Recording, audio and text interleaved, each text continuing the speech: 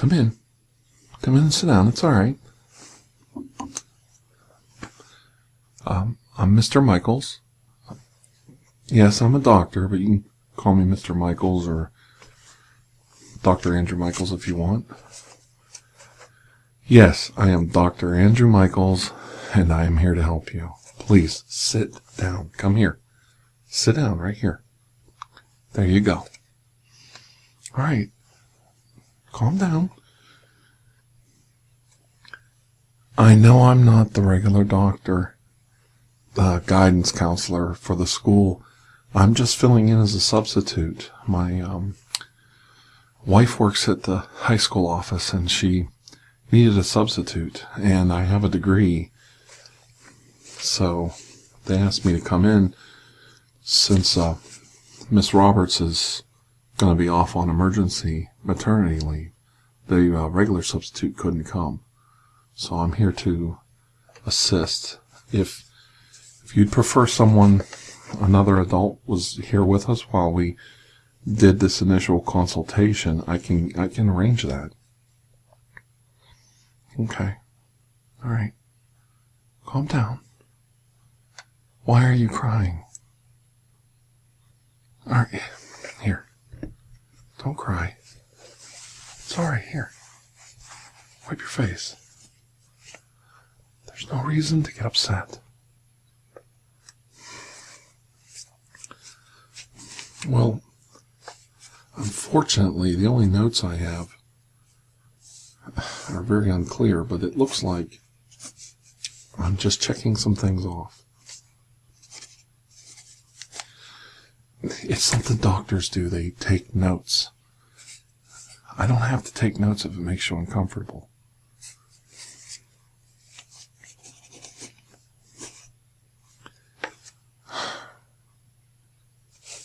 Why don't we start off by you telling me why you're here today? And I won't take notes. Okay? I'll just set that down right here on my desk. Okay? And I'll bring up your file.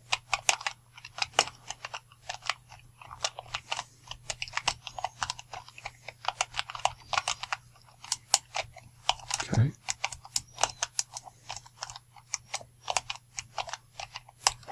Okay. All right. Well, it says right here in your file that you graduate this June. Is that true? Okay. I'm not a medical doctor. Well, contrary to what you've heard, I'm not a medical doctor.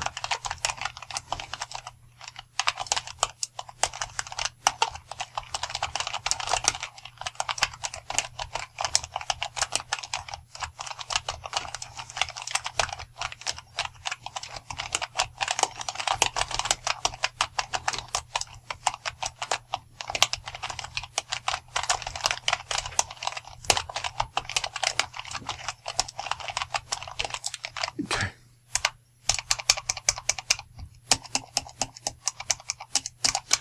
Okay. Would you hold on for a minute? Just a minute.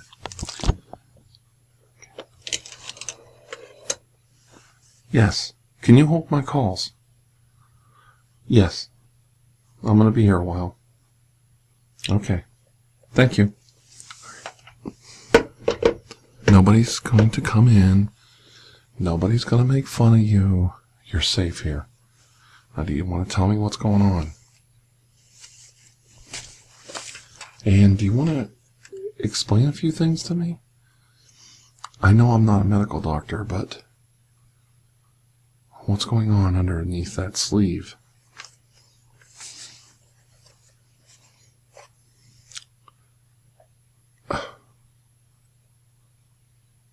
Do you want to roll it up so I can see for myself?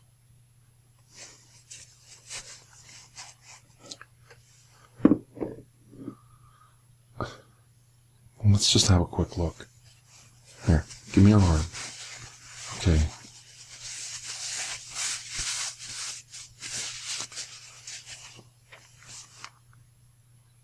Why do you have a bandage on your wrist? Do you want to talk about it?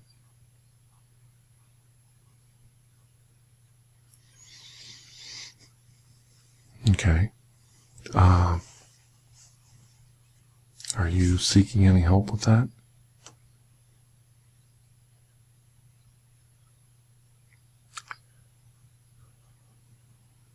I can refer you to a therapist. Someone might be more understanding than the person they referred you to. I know caseworkers aren't always the easiest people to deal with, but you have to remember they're just doing their job.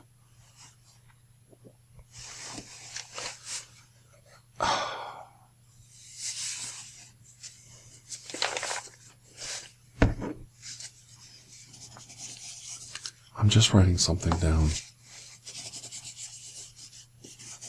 I'm not going to report you to anyone. But we're going to have to talk about this. I have to know what I'm supposed to do here. And that's up to you. But I'm not going to act like I didn't see this. I can't do that. Now that's troubling. When people see things like that, they start asking questions. And people in my position have to report that.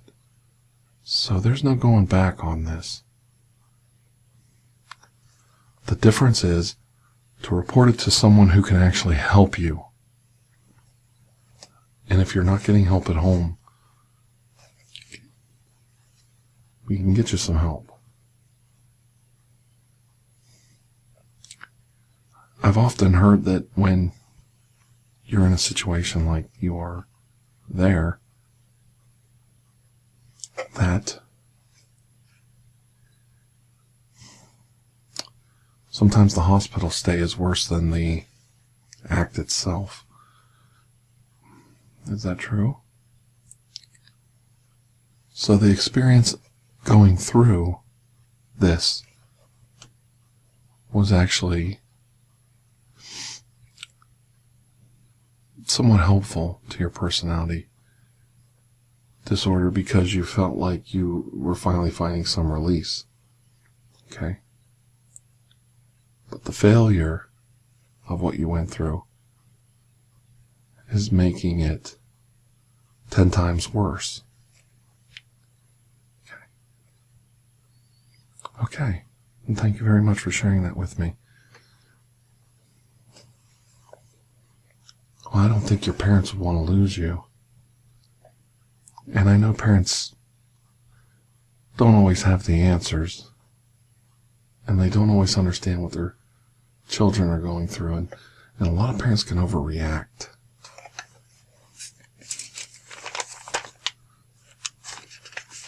I talked to Mr. Ridge today, your art teacher.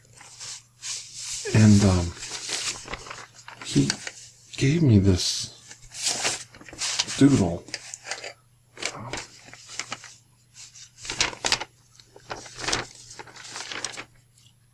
I don't know if I'm holding it. I guess that's right side up. He gave me this doodle that you made. And the person who drew this, well, I'm seeing a lot of imagery here. Now, what I'm hearing is that people think you're weird or odd. But that's not what I see here. I see a person who's got some deep thoughts going on. And, you know, you've got some issues that are applied to both you and the world around you. Peace is a world issue. It's a human desire, a human want. But love can be a very personal human reaction. So you're just expressing what's going through your mind here. But of course, when we see words like death and forget it, we have to start questioning, you know, what are the thought processes here. And this is very telling up here in the corner, right here.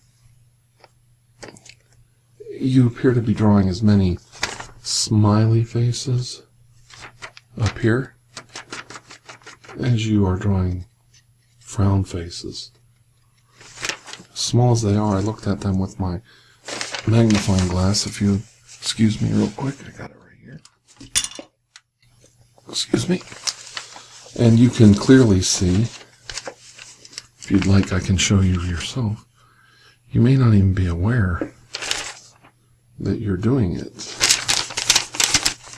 Do you see that? You're drawing as many smiles as you are frowns. Right here. See? And I don't think that's a bad thing. I don't think you're weird. And I don't think you're strange. Right below you have the hearts being broken. Well, hearts are supposed to be broken. That's part of growing up. You meet somebody and you think it's the right one and it's the only one, and something happens and you break up. That's normal. It's going to happen over and over again. It's not something that's... Well, I understand that you don't like it when it happens to you, but it's going to happen, and it's not a bad thing. It's part of the human process. Down here you have peace, and everybody wants world peace. I understand that right here. And, but you have to remember, you have to go to war. You have to go through turmoil. You have to go through changes in government. You have to grow as a society to get peace, to find it. You have to understand what it means to have peace by having the bad times. And right beside peace, you have hope. And that goes hand in hand. There's always hope. Even in the darkest days of the worst wars, the worst tragedies, there's always hope. There's always good in people that comes out. And I know you don't want to hear any of this out of some old guy that doesn't know anything. But this isn't a bad drawing. Your art teacher doesn't think so, and I don't think so. You're probably more normal than you think. What is normal? What's normal? Explain that to me. If you know what normal is, you tell me, because I'm 48 years old and I still don't know what normal is. I don't. Is it normal to, do the things we do? Watch the TV shows we watch? I mean, I get up in the morning and I put on Howdy Doody or, Captain Penny, and I enjoy it as much as the kids sometimes. I have a daughter almost your age.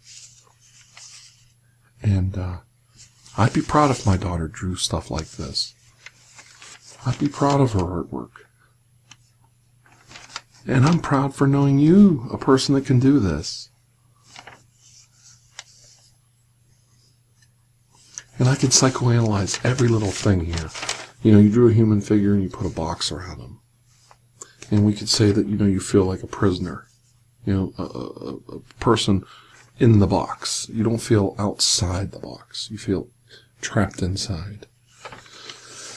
And I could psychoanalyze every little thing and make you look like a good person. And I can make you look like a bad person. I can make you look like a psychotic person.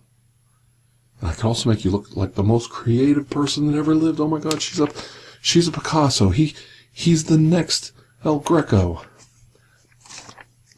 But that does a disservice to you. It really does. Fake ass kissing or fake hanging a person over something like this. Pardon me using that term. When you're in your condition. But I could send you to the gallows. Or I could send you on a fool's errand saying you're the greatest artist that ever lived. But somewhere in between is the fact that you took the time to draw something intriguing and you tried to use your talent.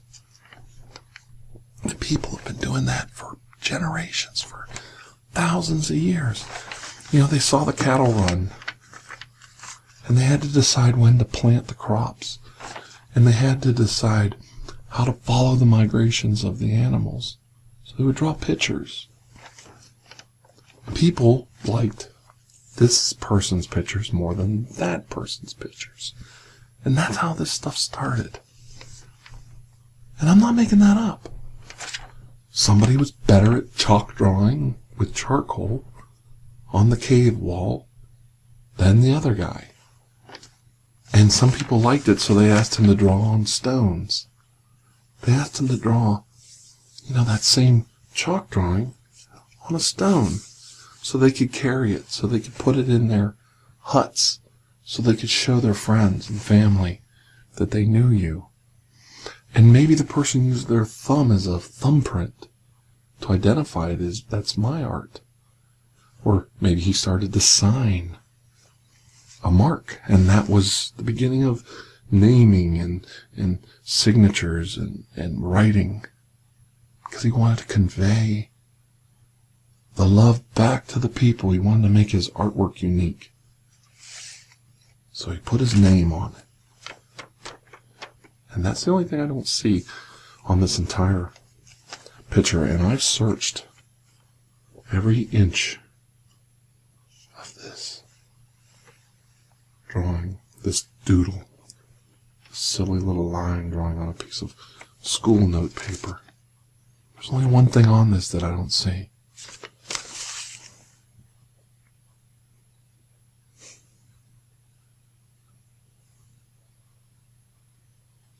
I don't see your name. And that's part of being a human, is the immortality of your signature.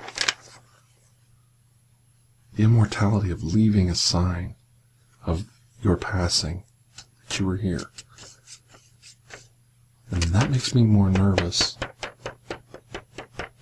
right there, than that bandage on your wrist.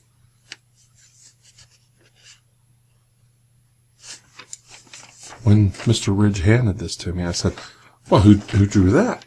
And he told me, and I said, well, that's pretty incredible. I mean, it is what it is. It's a doodle, but it shows a lot of interesting things. And I said, well, who drew that? And I realized your name wasn't on it. And I also knew that they were going to bring you in here today. And I was supposed to talk some sense into you, because you were actually supposed to talk to your guidance counselor, but she's not here. She's having a baby, so you're stuck with an old guy who doesn't have the greatest relationship with his own family sometimes, and makes a lot of mistakes. And I'm supposed to sit here and babble on about history and science and the human experience and convince you that you're part of something greater than you are, that life's worth living, that there's hope. Right here. There's hope. Right there. See it?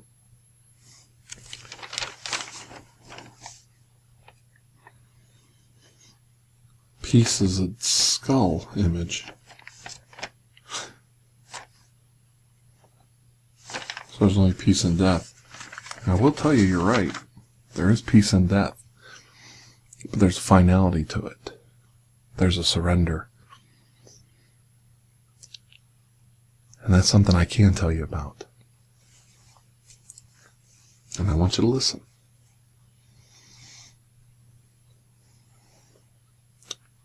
And it might be overused, but I haven't heard it that much in my own life. So I hope it helps. One time, somebody said, you have to listen to me. They did. They weren't the greatest person in the whole world. They weren't the smartest. They were pretty knowledgeable and well-read. So I gave it a listen. I said, okay, what do you want to tell me? I wasn't that excited about what the person was going to say. And they said, all of life is a test. This means nothing.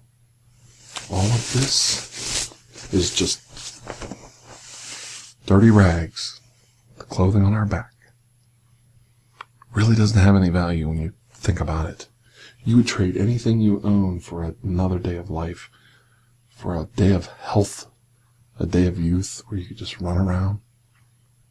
You would trade anything for it. But you can't have these things because they're gone. When they're gone, that's when you miss them. And all of life is a test. This means nothing. But the test is what matters. It's not a test that you take on pencil and paper. Writing down answers and writing down little silly things on a piece of paper. The test is between you and how you leave your mark on the world. Did you leave the place a better place than you found it? Did you help someone? Did you love someone? Did you realize someone loved you?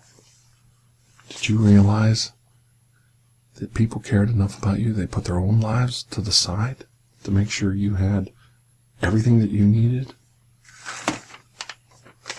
to do things like this? And I know all this is simple, but it's a test. And you say, well, what's it a test for? It's a test to prove, what are we? What are we? Where do we go from here? Is there a next life? Do we even deserve that? Do we deserve to even go to the next life? Or are we doomed to just keep repeating all the mistakes that we've done here over and over and over again? And I want to point that out. It doesn't take a lot of study in history to know that we as human beings have repeated our failures over and over and over again. And it doesn't take much. Crack open the books, turn on the TV, and you can see mistake after mistake we make every day with our kids, our wives, our husbands, complete strangers. How many wars have we fought back and forth over generations? Thousands of years of recorded history. Same mistakes being repeated. But there's always hope. That through trial and error, through the testing of our mettle, as human beings, we could get it right once in a while. Like, for example, we invented the atomic bomb, and it was such a horrendous weapon. The very first thing we did was the second one we made. We tested one, but the very second bomb we made, we dropped it on our fellow human beings. It wasn't good enough that we knew what it could do, and it wasn't good enough to show it as a test. And they talked about it, but they used it immediately on another group of people that they were at war with. And a lot of people have opinions on that back and forth, and they go, What they don't look at, I want to point this out to you.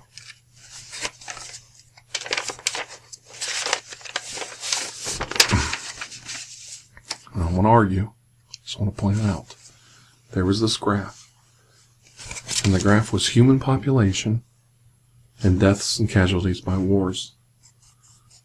And, we got people here, and then we started having more and more people.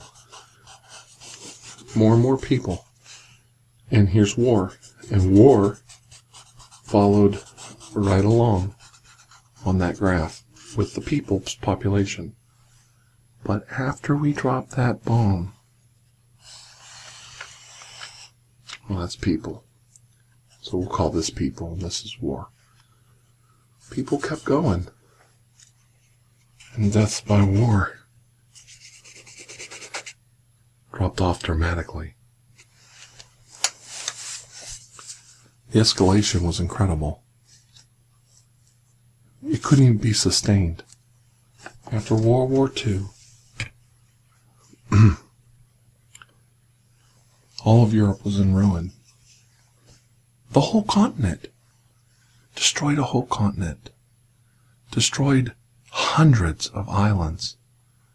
Destroyed many indigenous people. Civilian deaths were astronomical in World War II. We couldn't sustain that kind of war effort against each other. But nothing was going to stop us. The only thing that could stop it was somebody had to step in and go, "Did you see what you just did? Okay, it was a great thing. You created the bomb. You figured out all this new technology. You guys are so smart. Did you see what you did?" They had to see it. They had to fail that test. Just like they did all those times before. And realize, what have we done? Don't you think for 1 minute that the rest of the governments in the world didn't look at what the United States did in Japan very closely and go, "Oh boy, look what we did." Because they all had a hand in it.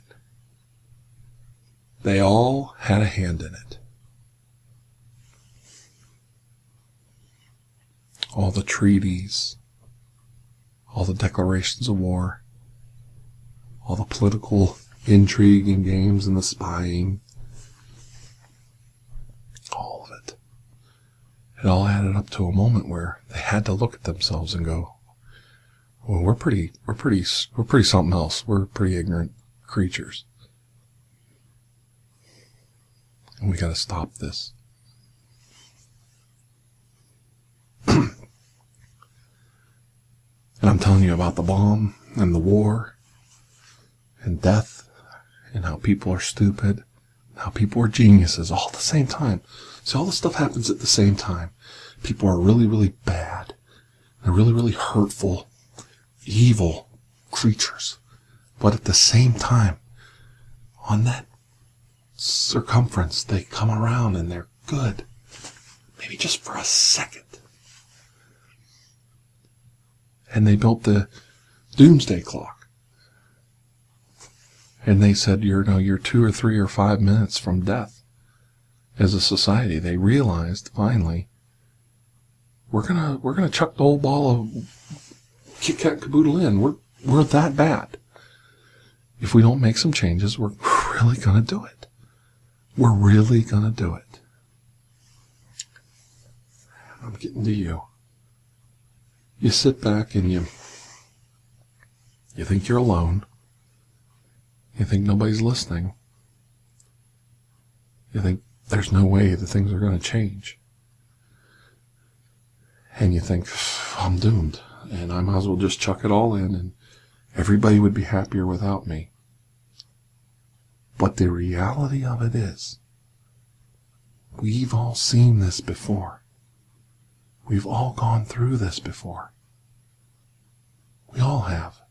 And I want to tell you something that you may never have heard before. But you need to hear this right now. Some of us wear our scars on the inside. And some of us wear our scars on the outside. But don't you worry. Everybody carries the same amount. We've all got scars. Some people are just better at hiding them than others. Okay? And that's what I'm talking about with you right now. We've all seen this before. We've all gone through it. It's new to you. The idea of taking a knife or a pill or a rope or a gun and ending it all. We've all seen it before. And no matter how many times we go through it, once, 5, 100, 1,000 times, when you're sitting at that funeral, the first time and the last time, they never get easier. This is advice. This is real advice from somebody who's lived long enough to know. And I've heard it from people a lot older than me. You need to know. You could see it 1,000 times. And unnecessary death never gets any easier. It never gets any easier to see it. And there's a bunch of people out there who see these things. And they saw, well, they have to go through it. We're just going to do it because we have to go through it. And they said, there's got to be something better than this. There's got to be something better. We've got to make a change or it's going to keep happening. And I know I'm over here with the bomb. And I know I'm over here with world history. And I know I'm all over the place. But there's an art to life. And a beginning of civilization where somebody took charcoal and they scratched it on a rock, on a wall, to show everybody this is when we plant the crops, when the sun is in this part of the sky. And they followed the solstices. And this is when the animals return for migration. And this is how we go into a pattern. This is how we discover the pattern that we follow when the warriors go out to go on the hunt. This is how we trick the animals into our traps. This is how we hunt. This is how we plant. This is how we farm. This is how we survive. And they started recording it on rocks. And they made paper. They made pencils. They made mimeographs.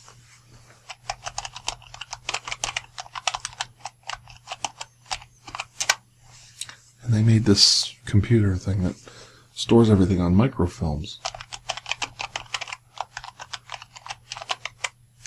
And I can call up those microfilms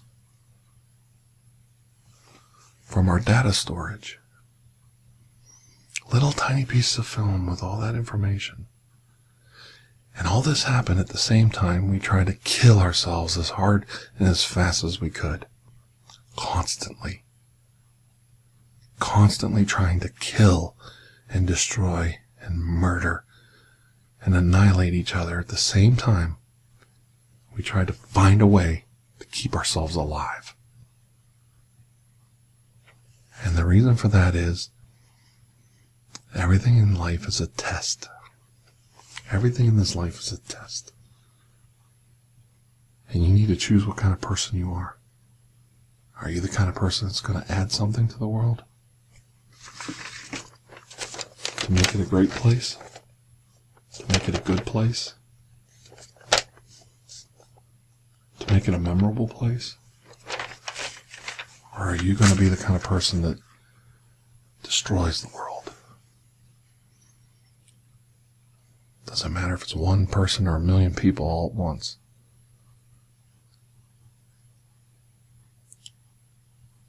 But it's a test. And you have to decide what side you're on. A long time ago, I made decisions that I was going to try and help as many people as I could. After spending a long, long life hurting a lot of people.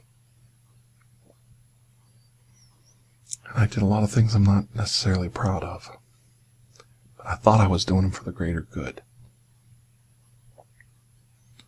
But I'm sitting here right now with you, and I hope that when I say I want to help you, that I am.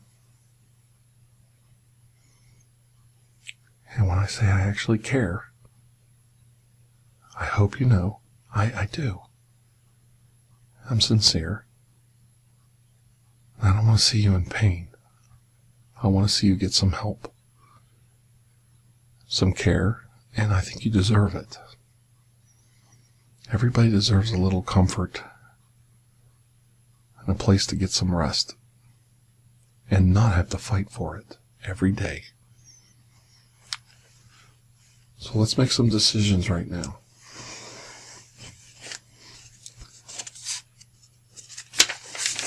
First decision is, I know you're probably sick of hearing me talk. Do you need some help?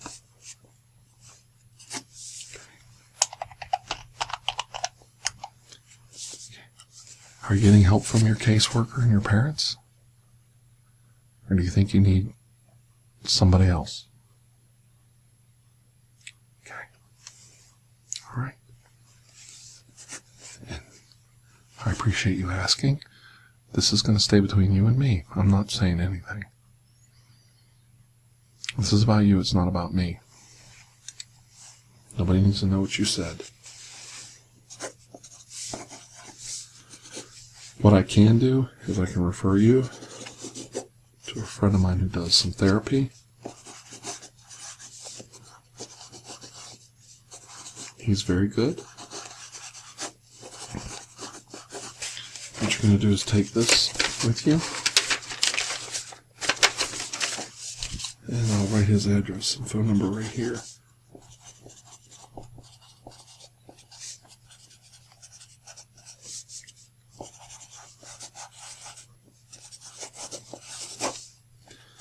He works with soldiers a lot, but you might think, you being a young person, that soldiers are so much different than what you're going through, but there's a lot of soldiers going through the same thing you are. And you need to understand that we're all in this together. So, here's your referral, okay? And you tell him I called. I won't tell him anything that we've discussed. He won't need to talk to me, and he won't ask me any questions. I'll probably never hear from him about you. What happens in his office is between you and him. But the idea is, when I see you in the hallways, I know you're getting some help. And if you need to see me further or discuss any matters, my door is open for you. I'm going to ask you a question, but it's totally up to you. If you don't want to, that's fine. I think you should turn this in for credit. Mr. Ridge might give you a decent grade on it. But before you do, I'm going to ask you one favor. You think you can sign this for me? There you go. It's all right. Don't cry. It's all right. Take your time.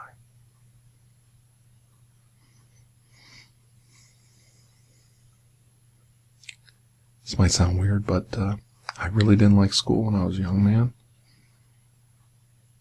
And I didn't like my teachers even. I didn't like my teachers even less than I liked school. But I do remember 3 or 4, to be honest, at least 3 or 4 teachers that took the time to try to help me. They tried to make sure I was going in the right direction. They gave me a break. That's all they did. They gave me a break. I got a little moment's peace with them just for a few minutes, where I could get my head up out of the water and get some air. So I understand what it's like to go through a tough adolescence, more than you probably know, and this is the surprise part. We all had to do it. So you're not unique. So let's get you some help and get you back in class for the rest of the day, okay? All right. I'd like to keep this, but I think it belongs with you. You need to get this a good grade on this, and I want to see what you do next, all right? I think you're capable of way more than that, so let's see what you do next, okay? All right. You have a good day. Talk to you soon. All right. Bye-bye.